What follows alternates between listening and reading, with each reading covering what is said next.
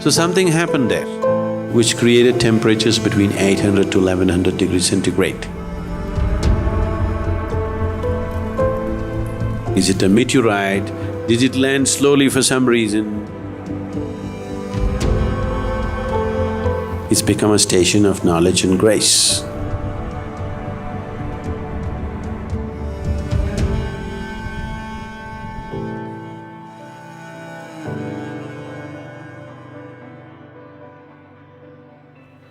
So if you look at this whole setup, the geological setup around it, you see what is called as a conglomerate of mass, which is like concrete, which has all pebbles molded into some molten earth.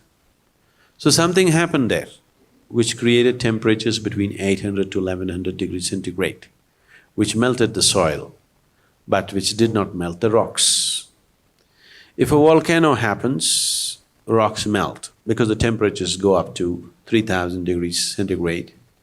If a meteorite lands, temperatures hit 4000 to 6000 degrees centigrade, so everything melts. These are the two phenomena we know which generally create that kind of temperature.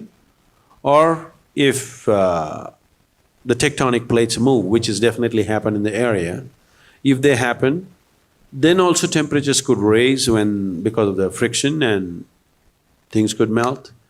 I really don't have enough scientific information as to what is the kind of temperatures that happen. Some Russian scientist says that this kind of tectonic clash could create that kind of 800 to 1000 degrees centigrade, and soil could melt and all this stuff.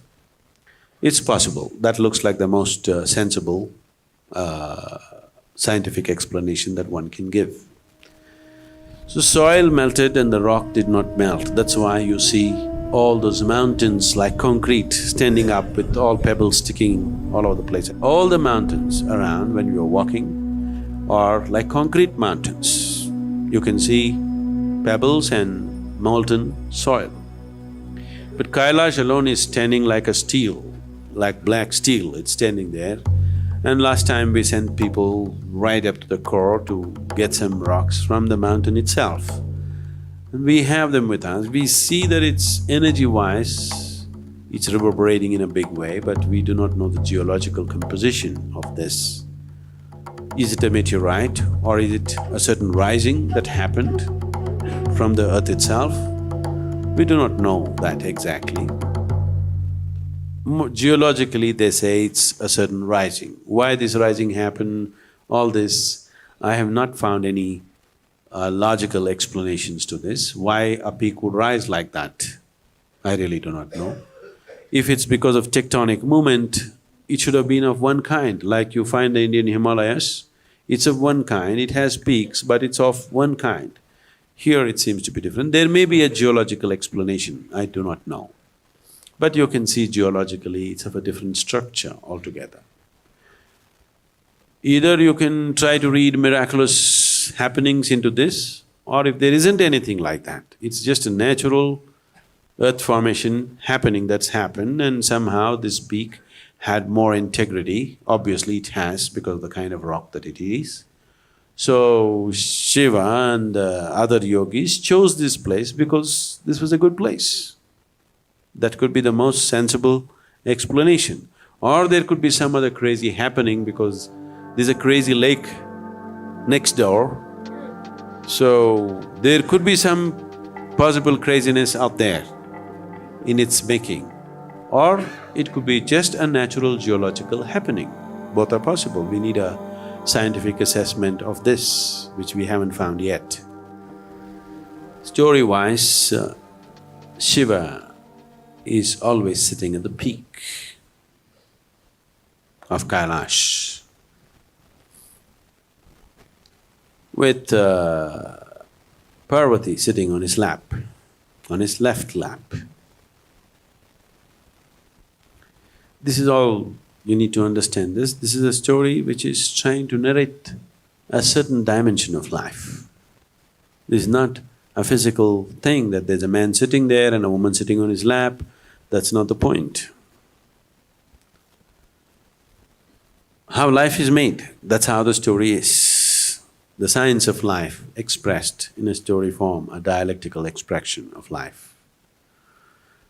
So, he's sitting on this peak constantly. Unless he goes to his original Kailash, sometimes he goes away, only then he's missing, otherwise he's always sitting there. So Kailash is his original abode. This is his visiting Kailash. It has many aspects to it. We've been promising you that we will find out the nature of this material, what this is, and I sent a few pieces with one of the Detroit meditators. They were supposed to find out and I don't know, I think they must be keeping the stones in their house and worshipping it or something. They got the nice stones and they must be keeping it in their shrine. I don't know what happened, but I have not gotten any reports. Somebody else said there's another place in Arizona and they're going to send it there, and they took a few more pieces from me and I don't know where they went. So, apart from this, the significance of the mountain for us is not its nature, how it happened, however it has happened.